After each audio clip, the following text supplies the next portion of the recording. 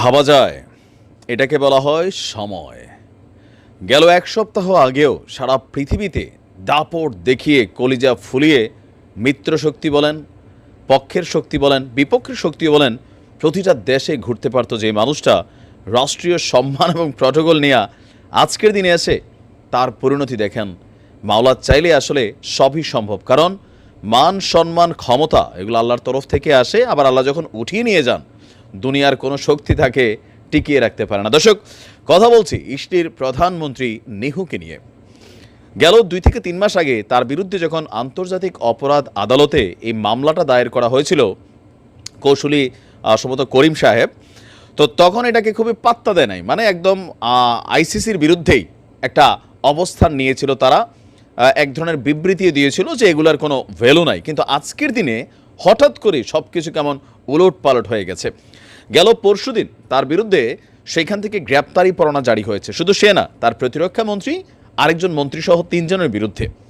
তো প্রথমে ইসরায়েল বিষয়টা হালকা নিয়েছিল, কিন্তু আজকে একের পর এক যখন ইউরোপের দেশগুলো, যখন পশ্চিমা রাষ্ট্রগুলো তার বিরুদ্ধে তাদের অবস্থান প্রকাশ করছে, তখন তার অবস্থানটা কি আপনি দেখেন।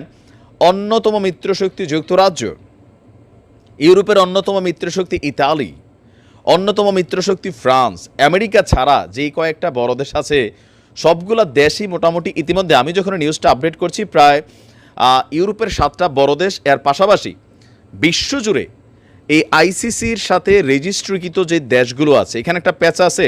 ধরেন যেই দেশগুলা আইসিসির আইনটা মানে না, তাদের ওইখানে গেলে আপনার ঝামেলা দেশ। এর পাশাপাশি বিশ্বজুড়ে এই আইসিসি মিত্রশক্তি ফ্রান্স, আমেরিকা ছাড়া যেই কয়েকটা বড় দেশ আছে সবগুলা দেশই মোটামুটি ইতিমধ্যে, আমি যখন নিউজটা আপডেট করছি, প্রায় ইউরোপের 7টা বড় দেশ, এর পাশাপাশি বিশ্বজুড়ে এই আইসিসির সাথে রেজিস্ট্রিকৃত যে দেশগুলো আছে, এখানে একটা প্যাচ আছে।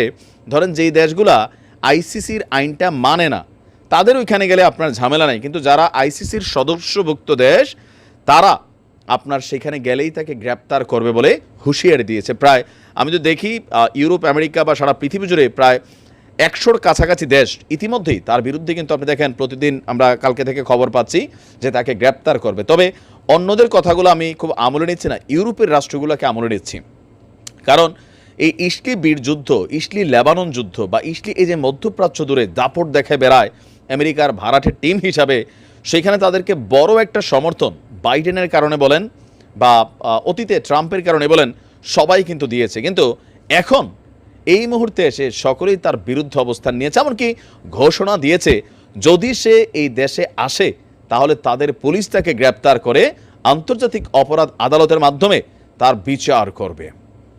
যদিও তাদের মিত্রশক্তি মার্কিন যুক্তরাষ্ট্র, তারা বিষয়টা নিয়ে চুপচাপ আছে। ইভেন এর আগেও যখন গ্রেপ্তারি পরোয়ানা জারি হয়েছিল, এটা নিয়ে মার্কিন যুক্তরাষ্ট্র আপনার এক ধরনের নিষেধাজ্ঞা দিতে চাইছে। কার উপরে জানেন? এই আইসিসির উপরে।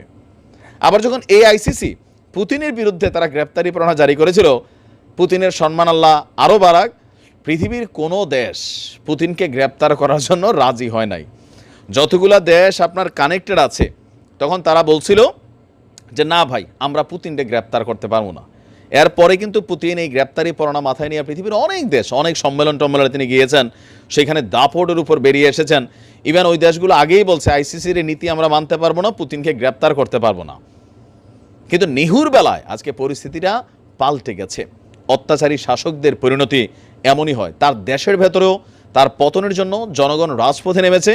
আন্তর্জাতিক অঙ্গনেও এই সোশ্যাল মিডিয়া প্ল্যাটফর্মের আগ পর্যন্ত তার যে একটা দাপট ছিল বা ভালো মানুষের মুখোশ ছিল, পশ্চিমারা মনে করতো যে আমাদের বীররা হচ্ছে সন্ত্রাসী, এই ট্যাগগুলা কিন্তু কেটে গিয়ে 45,000 মানুষের যে প্রাণ গিয়েছে সেই দায়ভার আজকে তাকে বিশ্বের কাছে মুখোশ উন্মোচন করে দিয়েছে। শুকরিয়া জ্ঞাপন করছি আল্লাহর কাছে, আর অচিরেই তার 2 হাতে হাত করা দিয়া তাকে কারাগারে দেখতে চাই। ইনশাল্লাহ সেই দিনও আসবে। ভালো থাকুন।